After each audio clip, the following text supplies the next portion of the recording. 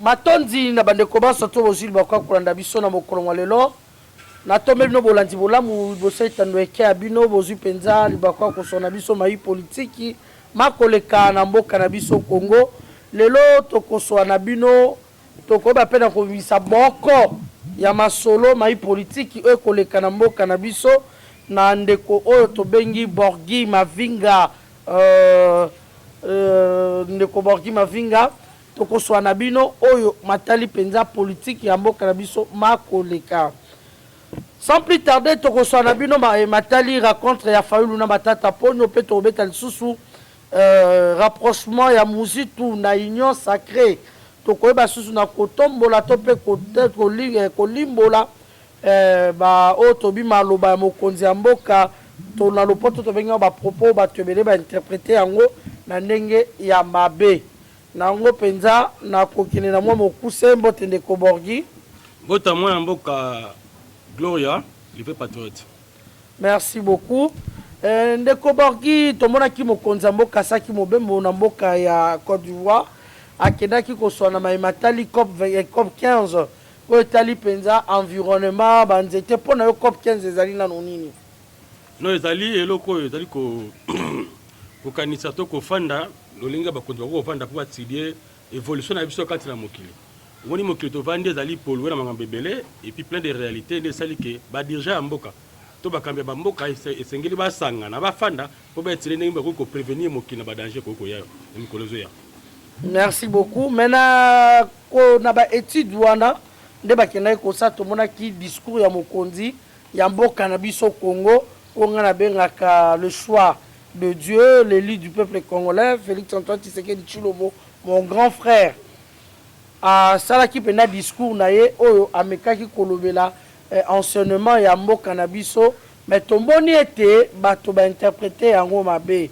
Na discours et na yo landa ki yango ndeko Borgi j'espère. Mais bien sûr quand même. Parce que vous allez le penser à nous allez wana yo pona yo ozwa ki discours wana ndenge nini. À un moment il faut to banda ko supporter vérité. Et la vérité totale. Si vous vous rappelez en 1982 les papas Tchène qui s'étaient les Sphinx que au judo les Sphinx d'Afrique heureuse mémoire. Voilà. Toujours le belapit to kotikala toujours le belango. En 82 il a bien prédit ça. Alors, qu'il a dit que le Congo va mal. Les Zaïre à l'époque va mal. C'est-à-dire qu'il y a une façon de avertir la conscience collective. Que tout le monde a un danger, mais comme il y a une conscience collective, il y a une conscience bafouée, et puis il y a une la ligne, les lignes de Kozala, donc les autres subir les conséquences à bloquer. Donc non lui-même yami to kenenga na yo malema parce que lobi conscience bafouée mais quand on portali sabiso mbako bate po fiki susu batu ba conscience bafouée na ntina ni no bengi biso ba conscience bafouée na kati ya communauté na kati ekolo batu bazalaka na façon ya komona mukili c'est-à-dire mboka na mboka amona mukili na ndenge na bango pona ko aider bango ba orienter mboka na bango. Vous comprenez si ko biso conscience c'est ça qui détourner depuis et tant que pouvoir affronter les choses et ko ya susu et ko bomango sous malam et bon on a lolenge nini ndeko voilà moto azali moto makanis alors makanisa moto utaka wapi utaka na o azomona na wazo koyoka siko biso to balaki komona nini et puis totali koyoka nini peu bon ma conscience na biso voilà ça dit base ya pensée à congolais est détruite. Environnement na eza pollué na bêtise. Le lengue na yeko fande l'état malamu te. Nyondo muni ba bêtise lelo même ba professeur na lelo président tout ko lobela niveau na bango. C'est clair, tant que déjà un professeur ou dans la conscience a zui andimi corruption à mwana. Au na niveau te, au so na niveau, au kozwa te. Au kolinga te mwana a corrompre yo. Parce que il y a des conséquences la future nango. Pour yo pesa y papier, yo testé que non mona oyo na makambo nga tangisa kiye, mona oyo a saisir makambo na tangisi na pesi papier. Toi défendre kolo na toi défendre maelo yazui. Mais tant que yo corruption. Au dans niveau d'un tant que président le makambo matière. Mais yo so mona ba professeur na so ça la recherche. Les ala raté ba bibliothèque na ba école ya katé, bana bango ba saka ba recherche pété. wana pende oza na raison oyo tomoni pende eloko wana ndeko borgi ti lelo na bauniversité boye oyo moto mpenza azo kobranche mbongo branchement ekoma nango normal oyo tobengi branchement donc professeur ya université mwana kelasi aye apesi yo mbongo abengi yango branchement de ekomi na lopoto mais eza corruption mpo oyo tia ye bapoint en tout cas voici ndeko borgi esika wana ava kutu mwana mboka mokonzi ekolo oyo na babenga ye pouvoir ya révélation pouvoir oyo ezolamusa bato conscience ava yaloba yango ezalaki na professeur na biso moko Florentin Bonza Mokonda professeur na Linikini il déjà annoncé yango déjà en 2018 alobelaka yango il a déclaré ça en 2018 po ani bato batelemela yango te parce qu'il savait très bien que c'est la réalité ata ndeko lelo soit disant à l'opposition et ça par bible ko ça propagande que éducation na biso ezali bafoué boni lelo ceux qui même si nos vérité boko telemela yango parce que moto po bongisa moto faut que c'est dans nzela tout à fait soko zongi moto na nzela te boni kote à comprendre moto te kongola alingi reproche te alingi koteya te alingi te ke baloba na ye eloko okosala eza mabe mais eza mabe yango tomoni ndeko borgi mingi makambo eza anormal na kongo ekomi normal donc tokokuta na baka wana na likambo sikoyo etali wana oexplike likambo etali niveau parce que bato ebele baboyi yango même nga na mwana école primaire azoke kokorompre abisa je vais apporter ça jamais ça pour notre madame na bino ozomemela ye maki na lipa po asala nango nini yo madame oyo osenga mbona maki na lipa mwana na atekaka wapi afidele bazalaki bazoba te ntango bavandaki mingi na secteur éducation baboma yango parce que bayebaki vu que bayaki na posa ya kokanga bino na lobowumbu il a fallu kodétruire mentale na bino yango moni bacoince mingi na côté enseignement parce que moto akoma nil exactement akanisa su malonga te même na professeur na biso le professeur des universités corrompu à 100%. Otali un papa au bondaki gobanga na quartier na avenue un professeur des universités mais au rasango ayibaki ba corrompre donc a commis nul donc niveau exact na ba enseignant na biso dans ce sens là alors enseignant ba enseignant ba fanda bazonga bateau na interpellation on les a injurés. À ce qui concerne maintenant la mature. Bon, biso tozu ba chance ya otanga la moko libanda na kolobela mboko nga tangi. Nisika nga pe na yekoli malunga. Ça dit na kati ya end ndakisa ba bana ba étudier ba soma syllabiste. Qu'est-ce que l'État fait? L'État a joui groupe va chercher moko oye azo cadre na kati ya gouvernement, azo sala ba recherche pona ko bimisa chaque année ko update système na bango. L'autre côté, les scientifiques bi basangani, bato ba mimoni batamaele, ba fandeli ba recherche, l'État a accrédité bango. Après si bango pouvoir, bango peut basala le quoi imprimer tout laboratoire, il y a imprimer ba livre. Oyo permettrait ba étudiant batanga to basala to ba professeur, basala ba comment je peux dire, batanga c'est la bana. Mais ce que biso na mboko, yebisanga pendant 18 ans ya Kabila, sans recherche ni yebi. Exact. Sans recherche ni yoyebi. Exact. Tant que l'on combien des inspecteurs ou la recherche dans tant qu'on pouvoir. Exact. Exact. Bah, neutraliser secteur. Yo moko Kabila, ndeko Kabila, alobaka ni. Azande kona sande kona ngate ko. Non, tant nga alobaka ndeko Kabila, au moins quelque soit na pengne place wana. Quelque soit ba be ba ndeko na biso ba noir ba linko se comporter comme ba colon noir. Mais bazaka ba indo. Na angle wana, na ando wana ndenga alobelaka. To ko tamo wana yo sananga skolo ngaite. Nazwi ndeko Kabila ye moko soit Kabila. Bon, Kabila ye moko alobela ngo je crois récemment, to bung sa mémoire te. Alobi s'il avait que 15 personnes. On va ko sunga ye nda changer mboka. Marqué daki le quota. Mais tout est là sur le contexte wana. Kabila daga tourna comme des professeurs. Tant que moi traité par professeur ba soba. Des éminents professeurs. Tant que moi traité par ba soba, ben compétent. Il y a beaucoup de mon compte à lobby, niveau kaka, c'est un niveau en matière. Mais à traiter par ben compétent indirectement. Exactement. Tandis que dans la qui n'a beau chab na simana Shadari. Nemi. Basé Belé. Babahati Lukwebo. Voilà. Professeur Azopé Économie na ISC.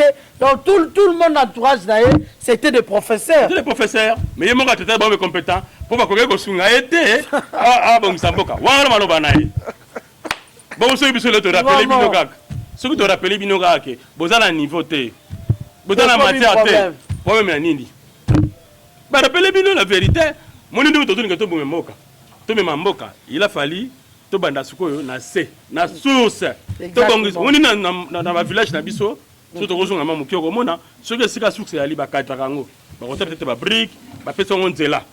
Siko po source wana. Ezwa nzela. Il faut reconnaître que ça salité. Pour pesa ngonzela. Biso to ngiso pesa nzela. Alors, il faut que nous la vérité. Moutramontoise a interpellé la conscience que la conscience de Balongate. Professeur Azali, Moutoua Simbaga Nation. Exactement. Tant que nous corruption. L'enseignement, oui. Tant que professeur Obimi au Kosa. Papa Lamson Mende. Licencié en droit. Moutoua Makasi Maele. Tant que nous Kosa sur la télé. Est-ce que vous avez Maele ou Atanga? D'après ça, vous avez Chakou national. Tant que vous avez valeur na yo. Parce que au Kosi mingi. Oh, un intellectuel à défendre. Oh, il y a joué. Vraiment. Ce que aux gens aux Zoba, c'est que Bino Tangi Mabé. Exactement. C'est qu'à la base, déjà, il faut contrôler autour de la vérité. Exactement. Tant que vous avez tout le monde a mis dans le gouvernement, dans la ville de Chassa, vous avez géré. Moutamaï, la Roger Chassa Boué. En fait, il s'est le concert, il a hérité Watanabe. On est allé méthode à FDL. Méthode à FDL, côté de sélection là-bas, dans l'hôtel. Et donc, c'est un niveau à réflexion. Et dans la stratégie, il y a des gens qui ont répété la stratégie au AFDEL. Pour te couper, ça n'a pas été. AFDEL est allé FCC. Oh, si tu as un représentant qui est non. AFDEL est sous FCC. AFDEL a bâti. AFDEL a cousin à MLC. Oh, ndenge sous pendant tekende ko. Yo ebité MLC a créé la Ouganda. Oh. Bande ko ba to pa. La vérité, parce que la vérité donc que loba pour mutu to pendant tekende ko fongwama to yeba. À la base mabeza mingi. MLC ultra Ouganda. Na ndenge ni. Mais MLC a créé par Museveni. Oh. MLC mo ka champion bema. Ngana ebisio te metu na bande ko MLC. Oyo pene ba la souci ya mboka. Tu as la vérité, va réagir. Bon, tous sont ensemble, on peut perdre. Peut perdre où tu as appelé. Oh. Donc, nous sommes un mouvement armé. Même ensemble, il y a Moïse où tu as appelé. Souk, c'est où tu as appelé. Non, la folie Moïse. Kanambe Kabila. Eh, où tu as Kanambe. Na AFDEL. Mais c'est quoi? Donc, tous ces partis. Même LG, il y a ma tata Lelo. Et où tu as? Où tu as appelé? Donc, tous ces partis politiques, ils sont dans un groupe armés. Rebelles. Tozongi Mouké. Ne comprenez pas que Batoma Kolanda Toyoka. Toké Mouké. Tolongoli Kaka, to carte génération à Lumba. Tozuka Mobutu. À l'époque, un père. Un père, la carte un père, tout ça, la révolution, la carte un père, il est pas cédé. Tout ce qu'il y a, on a besoin de balles pour la solution en Boka. Afdel est tant Afdel est Bandoki, il y a un père, Balonga un père, Mbamba, Moussou, va continuer à carte Afdel, Moussou, va Kimi Mbok. Vrai ou faux? Voilà. Toyoki, donc on a Sikoyo. Afdel Tanga, on a Afdel na IDPS. En même temps, MLC pas aïe. RCD comme appelé aïe. Aïe. Ah bon, il y a. Base voilà. Base voilà, boti. MLC, Tomoni Nani Yana Biso, je connais le Congo. Ah, où t'es MLC? Il n'est pas créé à parti. Afdel, le lot est boti PPRD. Afdel, le lot est boti ensemble. Afdel, le lot est boti LGD. Afdel, le lot est boti Fayoulou. À côté de la carte, donc, comment on est Sika Fayoulou? Donc, de compagnie Tekekotala, ma parti politique, Tondani et Belawa, ce sont ma parti outils dans le mouvement rebelle. Ne pas salir ma parti politique. Il faut bien préciser. Il faut bien préciser. Na MPR. Donc, IDPS, c'est ça, moi, il y a MPR. Donc, Abimi, na parti politique, qui moko MPR. Ne babandi kondongwana. Kotala tous les partis politiques et outils dans le mouvement rebelle. Qu'on soit RCD Goma, il y a Rouberois. Il y a le loti, le baronde, la terreur. Na Est, kuna Bamnyamulenge, dans le mouvement, on a parti politique. Voilà. Il y a pas qu'on a 1 plus 4. MLC à Museveni. Mais quand on fait et comme il y a Jean-Pierre Bemba Gombo, sur MLC, pour bande comme ça, on a besoin qu'on ait panzan tekemo na mboka. Tant qu'on va me conduire musée na AFDEL, et tant que moi na mboka un moment qui conscience. Elle a tellement le projet il y a Bandokia Congo, commandité par Museveni na Kagame. Tant Moussa s'est révolté, Nesukoyo, Museveni a sali chute à Sima. On va récupérer Jean-Pierre Bemba Gombo, va créer les MLC. Donc, il y a deux mouvements. On va combattre, nous avons un musée contre l'idéologie à Kagame et Museveni. Pour RCD, pour le blanc, parce qu'on a Rwanda. Mais quand si MLC est congolais, notre moni, triangle wana, il y a AFDEL, MLC, RCD, s'il le lot, c'est ce qu'on a brièvement. Ils ont des désordres. Tout ça la beauté, tout ça la beauté. Tout ça, tout ça, quand un bateau est au cas qu'on a, bazala bateau, oh le condition et constitution est une dimension. Mais MLC le loboé a côté pratique n'ambon nani pouvoir et kimia a menacé en côté par rapport il y a AFD tout le monde RCD nani AFDEL bon auto bengi PPRD donc tant que AFDEL et Zali PPRD voilà donc bah y a ça va décarter globalisation FCC donc FCC vous voulez le FCC c'est moi vraiment on est koborki longonia parce que aux gens ici biso sous temps ba ko changer na ba entité zo changer ba combo voilà o ba longo nani ba longo FD ba komi fa nani comment on peut kiminga lisusu ba changer lisusu ba comité ko koma PPRD voilà oh PPRD PRP bazo changer kaka bazo changer kaka ba combo voilà donc bazo changer ti le lobo armée na biso comment nani FARDC bango batikali na PPRD wana ba ko sala FCC otobengi donc bakaboni na kati ya AFDEL na MLC na RCD basangisi même côté armée basangisi ba généraux na bango côté armée batindi bango na FARDC po batikali comme les gars côté politique ba ina politique ah bon yango eza na ndeko colonel Mbenza Philippe ba utaki kokanga alobaka ya loko wana alobi tango fort auta na MLC na ebiso donc bato ebele ba konzi ya politique même Kabila uta pe na armée donc aloba loko wana bato ebele ba nzimaka penza te etikaka bato te dans ba parti politique oyo ce sont des mouvements rebelles oui donc il y a qu'un parti politique oyo ezali parti politique ya so to bengi na kombo ya IDPS oyo abota na MPR voilà OK ata to zipe palu ezaka ya gizengo basaka rébellion azaki rebelle donc tous ces partis politiques exactement voilà. Donc tous ces partis politiques et outils de mouvement rebelle voilà donc on a M23 ba nani ba Roger Lumbala ba Bimi ba ML donc ba parti Bibi et Belé donc tous ces chefs là ce sont des chefs à mouvement rebelle na kati ya Congo bazo ko amurier biso panza teketo ko ba mona mboka ba message na makila ndozo mona kimia ya Congo se pelisa bango te faut ba bundisa kimia ya Congo à tout prix mais kasi tozu chance de Gloria na pouvoir mona mboka Félix Antoine Tshisekedi parce que les alliés pouvoir oser révéler makambo ya Congo naturel automatique nzambe ils ont démasqué nzambe bakosa nzambe te ko mutala mutakela ki Congo mabelo nzambe Congo ko bonga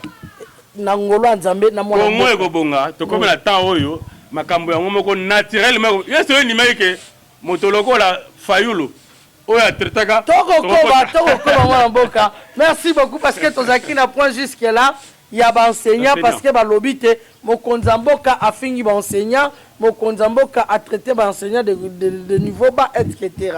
Mais c'était pas ça de Koborgi en tout cas Sabino de quoi il s'agit tant ba ko ba niveau yo professeur ont dit ba corruption niveau dans les années trop bas trop élevé il y a une question mi peut ça réponse yo moro tant au moins nazo ko bran yo professeur à université et là on va bengi branchement et combat normal tant où yo pas ba parents maman mort à branchement tant où professeur soit disant professeur Chadari à comme professeur ndenge nini vraiment est-ce que ça niveau tu vas commissaire à niveau combien de professeurs qui contre tête à Chadari vraiment parce que Azaki Gaga proche ya président yanga bandiba comme na makasi donc ba professeur bateki sens le niveau élite à Congo za sous-souté et élite balaye Congol intellectualisme bomi Congo ceux qui ba lobby Kabila ibo ko na bino kanambe alobaki bozamba yelete ba professeur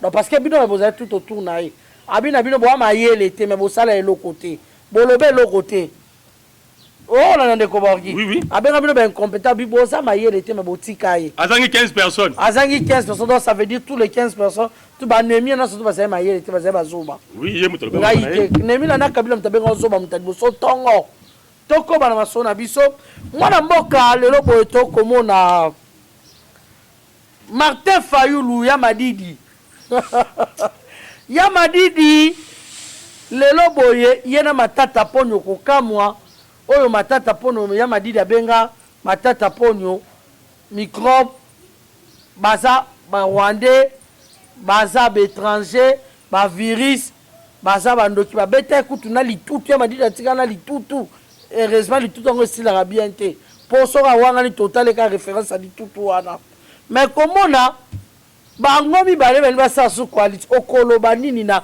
rencontre wana ya Madidi na matata ponyo tolobi pouvoir révélation naturellement makamazu mayango moko ndeko Fayulu pona bo rappeler muke ana parmi bato oyo baloba na bisoke pouvoir en place à l'époque baza badepta Kagame ah bon bazo sala pona Rwanda mais ils ont pas pu meleki calamité même pas 20 ans peut-être que moi mboka nga ko saboni alors le pouvoir ya Kigali ils ont géré Kinshasa ils ont géré Congo tika boy ndeko Fayulu Congo gasi matata ponyo yeba géré kazaki la quantité yo tetaki bango nyonso badepta Kagame dégâts docteur bani yo pele le côté molongo ya badepta Kagame ma servi Kagame au moins ndenge ba vertu bima au moins ndenge Pasteur Dolai la France ah eza koyinda Pasteur Dolai grand frère la propre Seguti koyo mwana Tanzambe malembe to yeba ba vérité na nécessité nyonso kundama na se ezobima tika boy mais yango yo te est-ce que mukila lelo uni mukila lelo adepta kiatia donc c'est que peut Martin Fayulu komi adepta Kagame mais yo bike yo batata pona bisa bisoke yo nani Fayulu na maloba na ye to comprendre que matata ponyo bazali belema ya Kagame badepta Kagame yo lobi ke baye ko envahir mboka na biso ba koti biso na occupation boni lelo yo osangana okipa surtout c'est on balkaniser mboka bona boy on intérêt boy lelo yo obengi bango okipa ye ndabaki baza okipa lelo sikoyo osangana okipa boko simba boko tsaso biso na okipa simba te panda teke tokene ndeko Fayulu na maloba na ye moko ngana sisenga na point wana ndeko glo na sala ki émission mo récemment na collègue na bino na baike Kabila zo luka fula Fayulu sikoyo moni Kabila kanambe mtafula na bango nenga fula kata kanani Soriano Katumbi Katumbi azaka pêcheur obi wana kutu anda o pêcheur ta musungi ya bro aga pêcheur anda loba bambisi ana ba filer na boaki dans le a combat pe Katumbi ba lobele partout un pêcheur moi bambisi ndeko Kabila to boto benga ndeko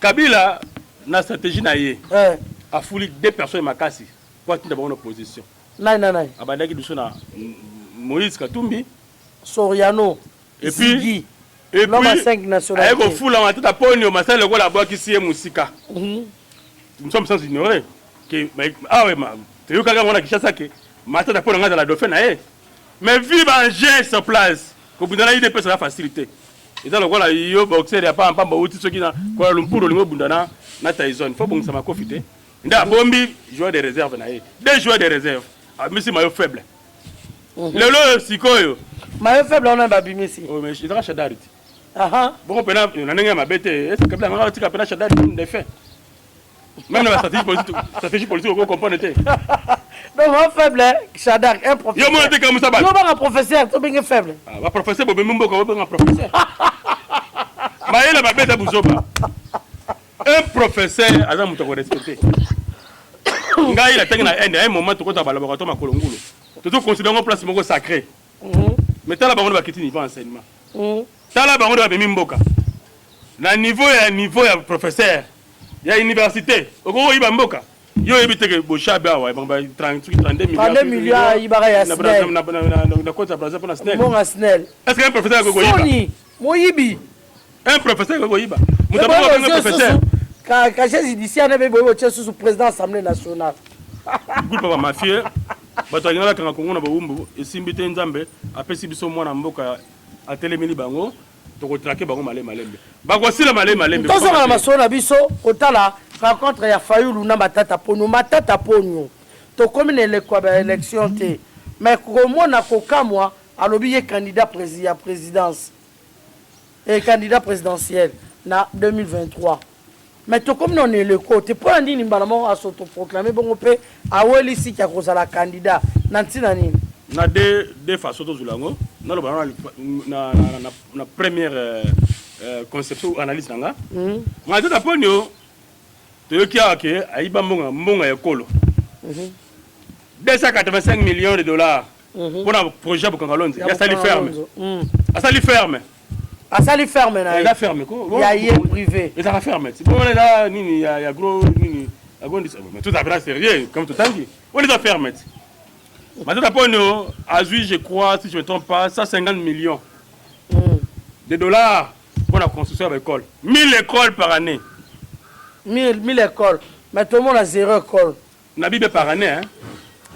Si quoi makambo wana na ba dossier belé belata na yango et celle qui est moyen à se chaper la justice là té a linga luka à se victimiser na sens que non na weli sa candidature to ba kanga ngai po et maloko la ba lingi tenga la postile on dit ba zo banga ngai est-ce que biso peut être banga Matata Ponyo voilà ba ka omoni Félix Lokola alingi batote ngai pa linga longolanga na course ya présidence hors dossier na ina no silité donc to timbeli dossier l'année facilité. Et puis, on a organisé par moi les mêmes jours. À ça, nous sortons de la partie. Les mêmes jours, Congrès Salami. Les mêmes jours, il y a ma tête déclaré le candidat président. Dans le niveau dictature. Entreprise privée karaté, à caractère unique. Dans le Sakana Nabiso. Les mêmes jours, c'est l'instant. Et bien, Sakana Bambayo faible. Et le swing aïe. Attends, combo ya papa qui sait que ah na Lumumba mais non. Botiko Sakana Nabiso ko. Comment le Mba Bundela Oyo Sala? Et puis papa Tshisekedi, papa Etienne a bouni 32 ans. Combien de prisons? Yo goûte au goûte mais c'est Sedek. Côté Outa. Obima Balamoro, Outa Sali a crash dans l'avion, a su problème à Moutoumba, le premier ministre. Attends Nzaka Boukarate. Attends Nzaka tête défautée. Wouh! Congo Mboka va filmer. Toro Koba Masona Biso. Yamadidi, yopo komi adepte ya Kagame. Akoti na mulongo. Okoti na mulongo keli ya communion na Rwanda. To considéré comme les adeptes de Kagame. Po yo mokolo ba kiso bato wana bazali ba adepte ya Kagame. Voilà. Na mitu na biso tebi ke bazali ba adepte ya Kagame. Tolongoli yango te po oleki te biso ke non. Ndeza wana bato wana baza susu ba microbe te po na memeli bango déjà Javel. Est-ce que so memeli bango Javel po peto la bango te ya madidi. Mais di kubo yopo sangani na ba microbe okeli ya communion na Rwanda. Alati souto na noir. OK, paroisse 5 ngakati. Monseigneur Kanambe a béni si yo. Allez sur communion. Donc na minute pour communion. Après ça peut chapeler. Donc ce qu'on a ba prince penge kimbeton. Baloba. Ora soni monoko makasi. Tatiana o comme suna Kabila. Batalamuko Michel Mangala Bokomi Badep Sonio te va te faire peler la baro Sonio donc Serge Ouello attaquera oh là comme Serge Ouello Soni boka Soni toko bana basona bisongo ngabise ko pakatambangu rapprochement ya muzitu na union sacrée mwana mboka ozwi yango ndenge nini est-ce que mozitu akimi po aina mosolo te azali kobanga balanda ye na ba dossier na ye mabe est-ce que mitune ponani et tunani ebele po ba yokani tena madidi mwana mboka d'après yo sosoli sabiso po ntina nini aye na union sacrée nyaso lobi wana za pambe lema mais kasi tant to le kakana etande moké tant que tu es là boy au candidat que ba ka releki ko ta ka pe bango te et donc ça va bango pe na nzela normal à Monique face à la choix entre quand il y a le mal quand il y a bien ce gars décidé lo aya na ngambo ya quand bien ngape na ko déranger na mingi te parce que tu as temps oyo surtout linga ayela nenga solo mais oza IDPS yo moni maele ya fachi te yo mona maele wana to kamusa te wana maele ya fachi aya kasite maele ya fachi eza pe ya IDPS te maele ya fachi eza ya Nzambe ofuna mito fachi osa la sagesse Salomo oyo papa Etienne azaki nango yango wana Nzambe pe ape wana Nzambe mo mtapesa voilà donc so kufia longoli yango o Rolanda apesa ngo na papa Etienne aloya papa Etienne akufi apesa ngo na fachi donc soki mokolo facha koza soute na mokili Nzambe alongoli mayele na yo wana eza apesa ka Salomo o facha ça comment est possible à quoi ici moto kwa kanambe atie milinga na triangle oyo bazo comprendre c'est que le final ça c'est betaba ce qui ndeko mozito aye non celui-là je n'accepte pas Gloria jamais Zela. Non, tu n'as pas de nom. Parlons de Soriano. Nana Kongboma contexte. L'homme a 5 nationalités. Si c'est ton frère, en tout cas, je suis navré. Ce n'est pas le mien. Alors parlons de Soriano, l'homme de 5 nationalités, s'il vous plaît. S'il vous plaît, monsieur. S'il vous plaît. Tété. Papa, platé ça yangai. Biyano yanga mituna nga biyano ayo. Loba eloko nga na lobi na okoloba o sengalité kokene ko memanga. Yo linga lobani. Nabi ce n'est eloko za logique za frère na biso to ngomema. Nani wana to lobela? Soriano. Na lobi mozito. Ah. Na lobi mozito. Na lobi boye. Mozito no banaki olobaki ndeko nani Katumbi. Ndeko Katumbi mundo yebike ndeko Katumbi. Non, ndeko Katumbi azali traite l'union sacrée. Wato yebi yango.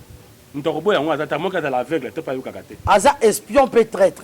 Aza traître l'union sacrée. Ya l'union sacrée na ya Congo mobile. Wala to yebi yango. Na ya Congo. Bato akenda koteka Congo libanda, akenda koteka biso pa bandeko no ba juif. Ba juif ah. Donc on a ke musika te. OK na mozito. Tobela mozito. Mozito soka Monique, po ayiba ke mozito ayiba avec ba. Ayiba aza. E bo banda ko betona nango partout na Congo. Ayiba. Atongi atonga ba immeuble. Mais ce que aye na ndenge ka pona nzela malamu. En tout cas, ngana kosenga ba Congolais to limbisa non te mais to fandi ça. Ah oui to limbisa non te. Te na biso azongi pona aluka poste amoni boye donc ndenge banje kei azanga ko umya mikolo belé. Donc to fandi ça idée na opesa bien. Oyebi papa baloba mo bébé satan akimia atikala ka mo bébé. Ya solo. Afana nano. Ayete le temps que tout luka ye moko abanda ko tubela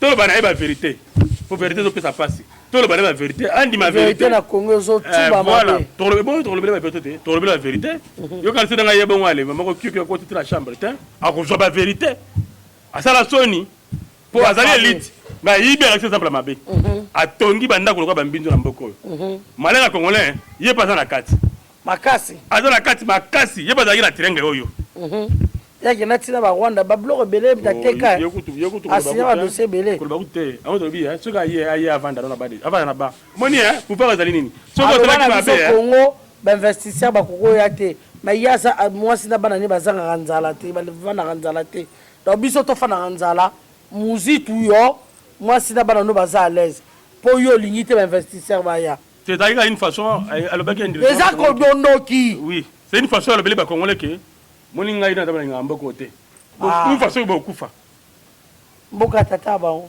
kasi baba kanisa bango baba kanisa biso ba deuxième héritier bango ba premier héritier premier degré biso nde ko na so yiko ya au moins tema tata pour da sa zui ya aussi c'est secrétaire ku ya est entre temps tu kula pamba o et puis un professeur Mapon un professeur li sosowaye soni professeur Mapon Moibi mambara bana na ba bazo papa o kero sa magisi papa kanga Moibi yoki soni te occupé sonité donc misisa soni na Congo esila nzambe donc bato azala misisa soni bakata ba mpona ni te a rectifier mambaloba ki azonga na kindu pas poster comme député provincial azonga na kindu a poster comme député mais j'ai pas dit député national mais député provincial parce que moi bato ka bato taponio to kreto zonga un moment on dirait mituna bango dans ba virus moko ya mabe et se développer rara ce que ça la mabe pour ça ils vont se développer bonio baninga ba ko sa ba oleka yini ko leka te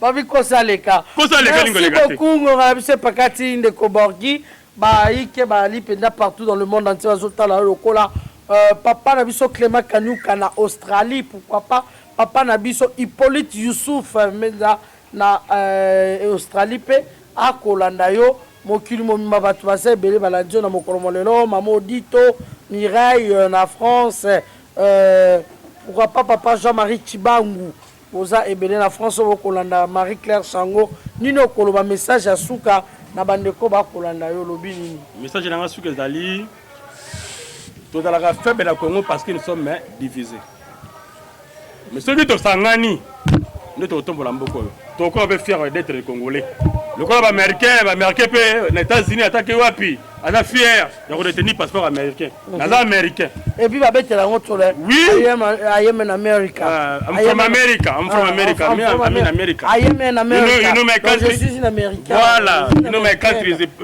pas country in the world Mama Jelinda ya kai me salut à passant là vous êtes donc les Américains ça fait du bien et puis pourquoi pas I am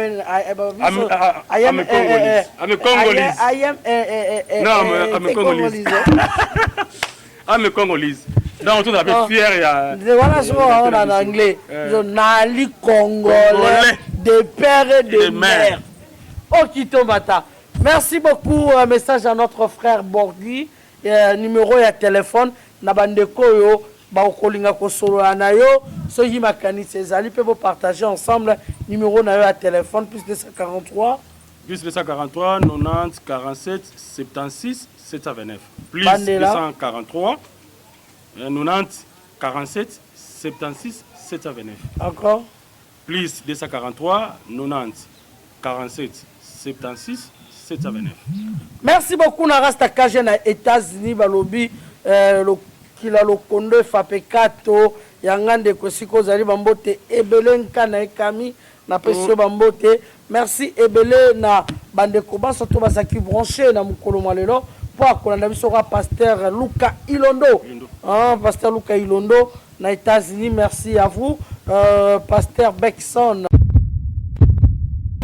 Eshima, votre magazine qui bat au rythme de l'actualité. Une réponse à vos besoins en information, un éclairage dans divers domaines. Impartial, documenté, instructif. Eshima au cœur de l'info. Retrouvez la nouvelle édition. Le service national de la RDC, une seconde chance pour les Kuluna. Le commandant du service national, le général-major Jean-Pierre Kassongo Kabouik, est en passe de réussir le plus difficile. La conversion des délinquants juvéniles appelés Kuluna en bâtisseurs de la République. Jean-Pierre Kassongo Kabouik a réalisé des avancées notables à la tête de ce service qu'il occupe depuis juillet 2018. Ce jeune délinquant, presque indomptable dans le rue de Kinshasa, ont finalement été maîtrisés au centre pilote de Kanyama KCC. À ce jour, ils sont endoctrinés et formés à rendre service à la nation, à devenir utiles pour le pays. Au total, 2000 anciens Kuluna devenus aujourd'hui bâtisseurs ont perçu leur premier salaire après une période de 14 mois de formation dans plusieurs domaines, notamment la maçonnerie, la menuiserie et autres. Cette étape a concrétisé la volonté exprimée par le chef de l'État, Félix Tshisekedi, qui prône une autre méthode plus humaine pour l'encadrement de ce jeune brigand urbain et leur réinsertion sociale. Cela à travers la formation pour servir de main-d'œuvre au profit de la République démocratique du Congo. Dans un long entretien accordé à Eshima Magazine, le général-major Jean-Pierre Kassongo Kabouik explique le retour 4 ans après de la production agricole à Kanyama KCC. Dans cette interview exclusive, le commandant du service national égrène les réalisations de cette structure qui revient d'une longue léthargie. Il évoque l'expérience des cantines militaires et policières et révèle que son service paramilitaire mettra bientôt ses cantines à la disposition du campus universitaire en faveur des étudiants. Focus. L'équipe Mwakadi fait exploser le compteur. La DGI dépasse 200% des recettes fiscales au mois d'avril 2022, soit le triple réalisé en avril 2021. Une performance historique jamais réalisée au sein de cette régie financière. À lire également, les FARDC progressent de 5 places au monde selon le classement établi par Global Power.